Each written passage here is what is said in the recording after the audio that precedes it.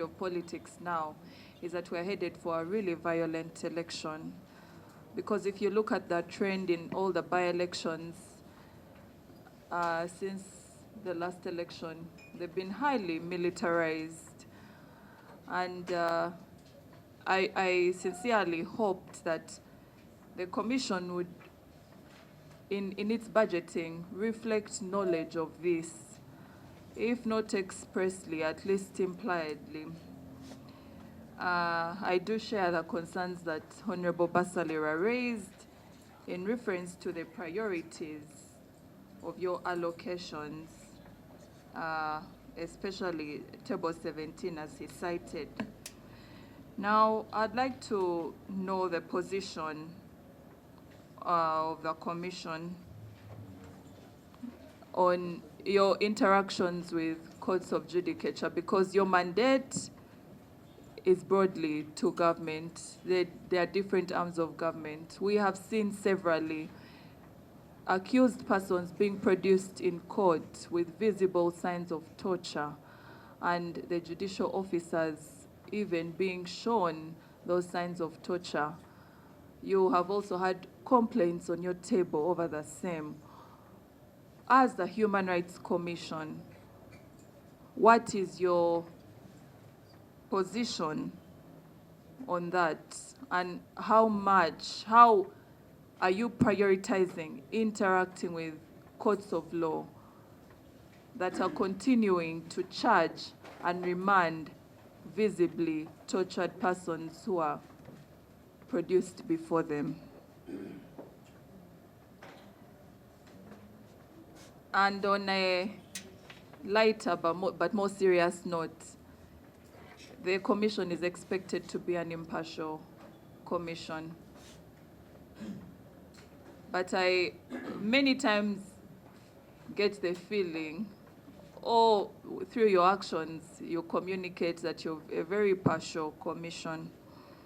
I would like to ask specifically Commissioner Honorable Simeo.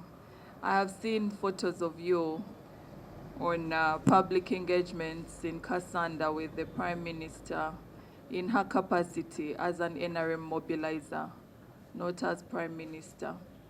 I really would like to know, that interaction in Kasanda particularly, was it in the line of your execution of your duty as a commissioner? I'm saying this because these are concerns. We are members of the public, and it's important that we have faith in this institution, which, for lack of a better word, or just quite frankly speaking, we do not have because of how partial you are. So I would really like to get that concern addressed. Was it in line of investigating human rights violations? What is the interaction that you have? Yes, please.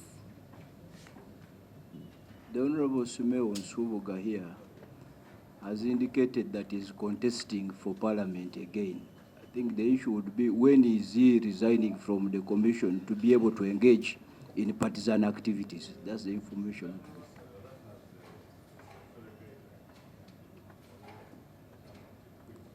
Okay.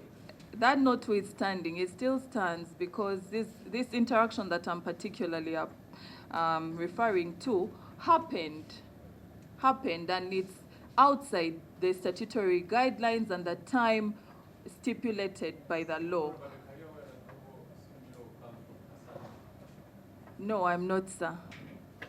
Thank you very much. But nonetheless, anyway, that's my question. And the Commission should really reflect on it, because I am sharing a concern of the public that you are partial and partisan. Thank you, Honorable Adeke.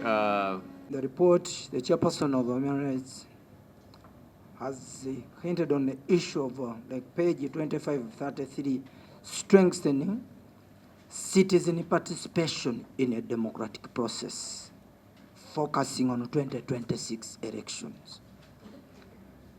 Chair, with the Commission's experience of 2021, in line with the 2026 election, can they just briefly assure this committee, according to what you have experienced previously, that they have a solution over that? In that, we have experienced by-elections where we are seeing a continuous violation of human rights, and it is becoming a norm, and now it's embarking on 2026 election. Yet, we still have gaps in the previous election which have been held. Chair, I wish also to get that. There was also inspection of places of detention and what.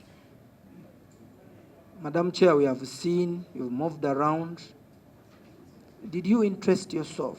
The nature of crimes, those people and those full capacity you've told us, the nature of the cases, the human rights, that and that. If you have interested yourself, at least we shall need your recommendation over that so that you can also know where to start. Agencies, as you have mentioned. So I'm interested to know the recommendation and at least the assurance you can give this committee that after meeting those high command and agencies of that kind in security, what transpired and the promise or the commitment, because all our reports are showing that previously it was the police which was on top of violating human rights. Now it's becoming the army. So in your line of operation, do you have any way you can brief this committee that we reach on this and we conclude on this so that we also get to know and follow according to your findings?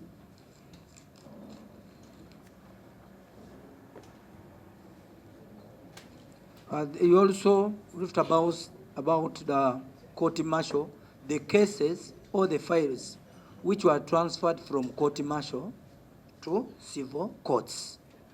So according to your findings, what have you discovered?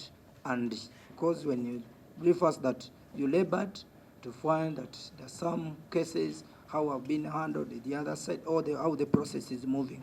So you as a human rights defender and activist who is in this responsibility, we need to know and update this committee over the same.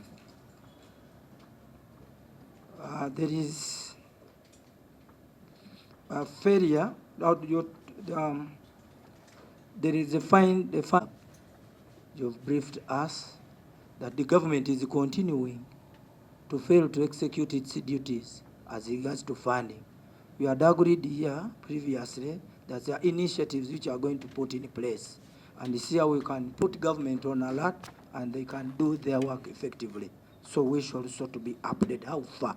So far, according to what we resolved from here. So we are here and we mentioned that government is even in your document you have, the government is there is continuous fall in government funding, or the government responsibility regards to release funds and what. So want to know, we had agreed on initiatives so that your commission can take also some measures to see how you can get resources or funding from government as you're moving on with your responsibility. Want to know which measures have you put in place and how far have you reached? Even that's what we wish to be updated. It was out of what? Negotiation? What? So I'm interested to know, out of personal touch, personal calls, what? So those are the efforts you want. No tricks, because we are in a committee where we need to know how to help. Yes. So you have also briefed us, like, there was also a challenge with the development partners who are not chipping in to see how they can give. They were moved out. Now I'm seeing there is at least a hope of funders who have come in. Are they new? Are they the old ones? Or you still do manage to benchmark and get other new partners to support the activities of human rights?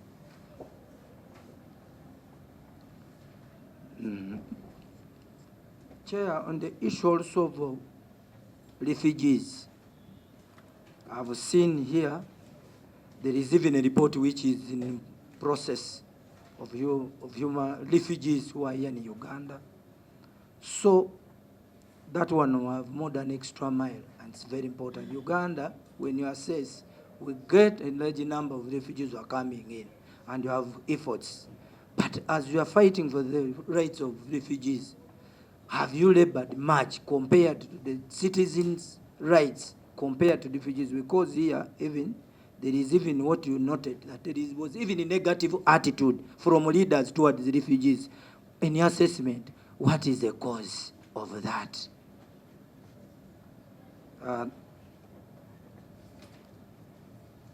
There is a table here, table 11.